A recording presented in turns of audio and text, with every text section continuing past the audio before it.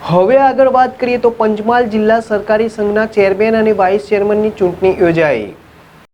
પંચમહાલ જિલ્લાના સૌથી મોટા સહકારી સંઘ પંચમહાલ જિલ્લા સહકારી સંઘની ડિરેક્ટર પદો માટેની ચૂંટણી ગત એપ્રિલ માસમાં યોજવામાં આવી હતી, જેમાં તમામ બેઠકો બિનહરીફ જાહેર થતાં પંચમહાલ જિલ્લા સહકારી સંઘ પર ભાજપે સત્તા મેળવી હતી। ત્યારબાદ સંઘના ચેરમેન અને વાઇસ ચેરમેન માટેની પ્રક્રિયા ગોધરા પ્રાંત અધિકારી અને ચૂંટણી અધિકારી દ્વારા હાથ ધરવામાં આવી હતી। પંચમહાલ જિલ્લા સહકારી સંઘના ચેરમેન અને વાઇસ ચેરમેનની ચૂંટણી યોજાઈ હતી, જેમાં પંચમહાલ જિલ્લા સહકારી સંઘના ચેરમેન તરીકે ભાજપના રાયજીભાઈ લક્ષ્મણભાઈ પરમાર અને વાઇસ ચેરમેન તરીકે ખુમાનસિંહ ચૌહાણની બિનહરીફ વરણી કરવામાં આવી હતી। ચેરમેન અને વાઇસ ચેરમેન માટે એક ફોર્મ રજૂ થતાં બંને પદ બિનહરીફ થયા હતા।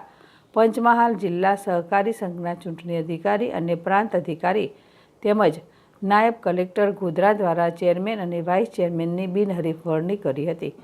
ચેરમેન તરીકે બિનહરીફ ચૂંટાયેલા રાયજીભાઈ લક્ષ્મણભાઈ પરમાર એપીએમસી ગોધરાના ચેરમેન અને ગોધરા તાલુકા પંચાયતના પ્રમુખ રહી ચૂક્યા છે, તો બીજી તરફ વાઇસ ચેરમેન ખુમાનસિંહ ચૌહાણ ભારતીય કિસાન મોરચાના પંચમહાલ જિલ્લાના અધ્યક્ષ છે। પંચમહાલ જિલ્લા સહકારી સંઘના નવા વરણી થયેલા ચેરમેન અને વાઇસ ચેરમેનને ઉપસ્થિત સંઘના ડિરેક્ટરો દ્વારા શુભેચ્છાઓ પાઠવવામાં આવી હતી। ગત એપ્રિલ 2025માં પંચમહાલ જિલ્લા સહકારી સંઘની મતદાનની પ્રક્રિયા પૂર્ણ કરવામાં આવતા ચેરમેન અને વાઇસ ચેરમેનની ચૂંટણીની કાર્યવાહી કરવાની હતી, જે પૈકી ચેરમેન તરીકે રૈજીભાઈ લક્ષ્મણભાઈ પરમાર અને વાઇસ ચેરમેન તરીકે ખુમાનસિંહ ઉદેશી ચૌહાણને બિનહરીફ ચૂંટી કાઢવામાં આવ્યા હતા।